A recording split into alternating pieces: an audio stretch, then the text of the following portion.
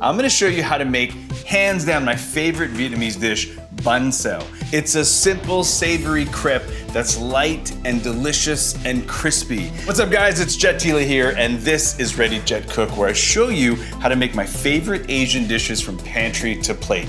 But before we get this crepe started, take a second to subscribe. All set? All right, let's do this. Bánh Xèo means sizzling crepe. And before we can get sizzling, I need rice flour, I need fish sauce, and turmeric. All very important ingredients, and we're gonna use 2 of these right now to make the actual crepe batter. Starting with this rice flour. All this is if you took jasmine rice or white rice and ground it down into a very, very fine flour. So when you're making a batter, it makes a very, very crispy batter. Next, I am gonna use some all-purpose flour.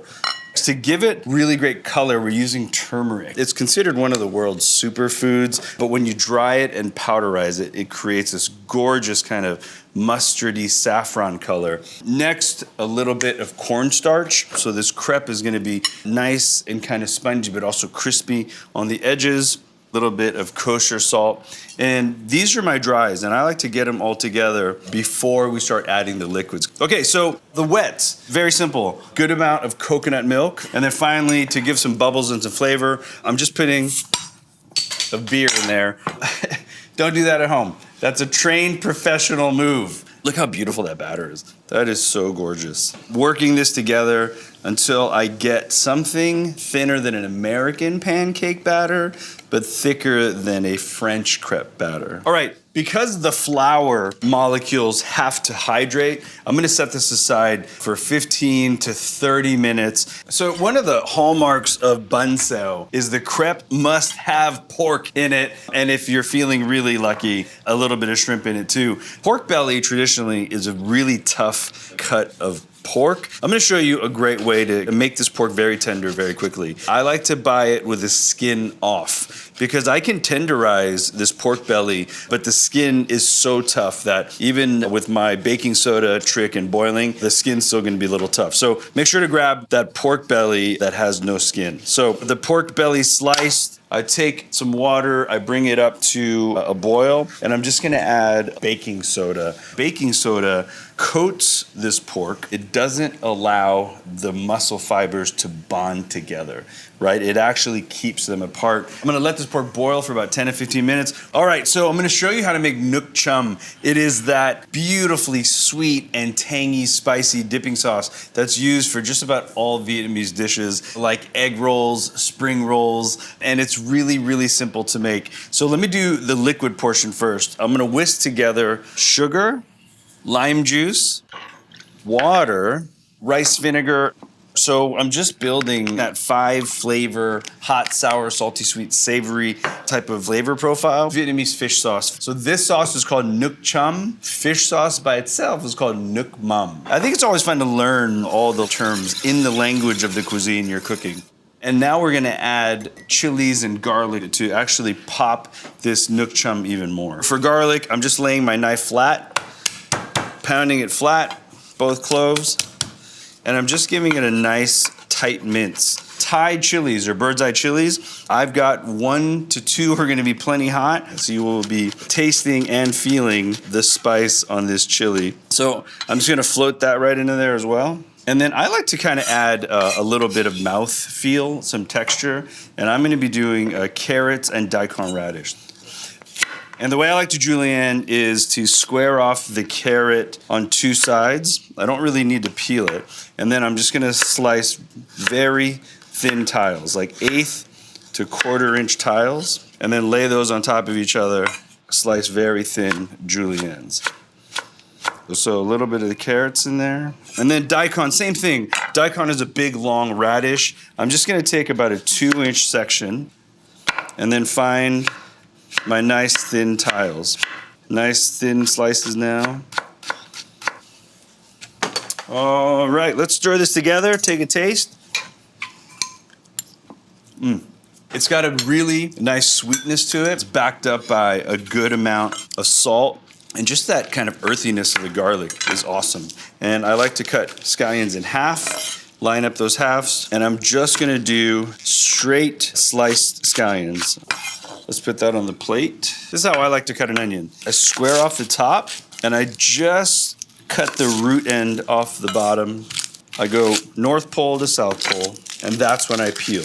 All right, so these onions are gonna sit in the pan and be totally enveloped by the crepe. I could either do slices, like so, which are gonna kind of mellow and sit in the pan and get nice and sweet. Or if you want as well, you could do what I like to call the lyonnaise, which is cutting along the ribs, always facing the center of the onion.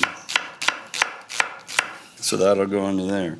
All right, I'm gonna pull the pork out of the bath. The crepe batter is rested. I've got all my mise en place. This is my pan of choice. It's an 8 to 9 inch coated or non-stick pan, and that's gonna really help keep that crepe from sticking, but still create a crunchy crepe. Checking my consistency, yes, that looks really good. Not too thick, not too thin. And I'm gonna add some scallions into there now. So a word about shrimp. These crepes have pork and shrimp suspended in them. I'm using a smaller shrimp today. So if you're using a really large shrimp, like a 21, 25 or jumbo, split them in half lengthwise so they don't crack up your crepe when you go to fold them. All right, let's fire this. So first thing I'm gonna do is get a decent amount of oil. All right, so I'm gonna start with a few pieces of pork belly. And again, I don't need a lot because I'm gonna make a bunch of crepes with this recipe. A good amount of onion. And since the pork is already pre-cooked, I can go ahead and add my shrimp. If you're starting with raw, then let that pork kind of catch up before you add your shrimp, because you want all the proteins to kind of be at that same place in cook. So I'm gonna let my onions brown up just a little bit for that maximum sweetness. Going in with my batter, I'm gonna grab all those ingredients in my batter and suspend them. So I've got the batter in, and now I'm gonna tilt. And just like making an omelet, guys, you wanna spread this batter out so you get maximum coverage on the pan, but also make sure that you're spread out enough so you have a nice even layer all the way through. So this is when I'm gonna lower the heat a bit. So as you can see, I've got perfect spread. The bottom is starting to brown slightly, but still can lift off. That is the point where now we need to add the bean sprouts and cook the top. And the way we're gonna do that is, I like to add the bean sprouts in kind of on one side because I'm gonna be folding this in half. And then we're gonna put a lid on it, and that steam, as you can see, is gonna get captured and now steam the top. You hear that? That's the sao, guys. Sao in Banh Xèo is Vietnamese for that. Shh. So let this sao for a minute. To eat this, we've got a Vietnamese greens plate, we've got the nuoc cham, and we've got some rice papers, all right? The practice of wrapping food in parcels of either vegetables or rice paper is a real indigenous Vietnamese practice. Vietnam was ruled by China for 1,000 years and then French influence for a while, but this beautiful method of wrapping things in herbs predates all that. So my basic greens plate is this: green leaf lettuce, mint is easy to find, cilantro is easy to find. I'm using perilla here that kind of has that Japanese shiso flavor, and then I'm using a little bit of cucumber. How you do it is up to you, but I want you to have at least 2 or 3 of these. And then I'm gonna show you how to eat this with rice paper after I'm done. Speaking of, I think it's time to plate our bánh xèo. Visually what I'm looking for, the bean sprouts have wilted a bit, the crepe is solid but still sliding, and I'm looking for a nice GBD, a golden brown and delicious. So now I'm going to bring the bánh xèo here. So what I do is I like to slide it halfway off and then fold it right over. Just like that. A few ways you can present it.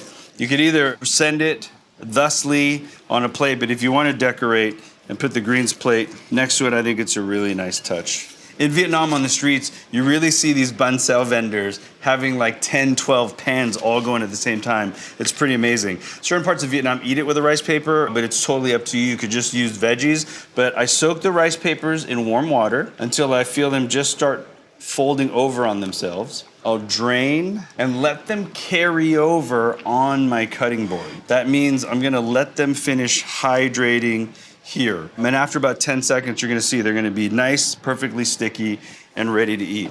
Check it out. It's gotten nice, soft, tender, and chewy. I usually will take a piece of rice paper, a nice section of the bánh xèo right there ready to go. I'm gonna crack off a little bit of the greens.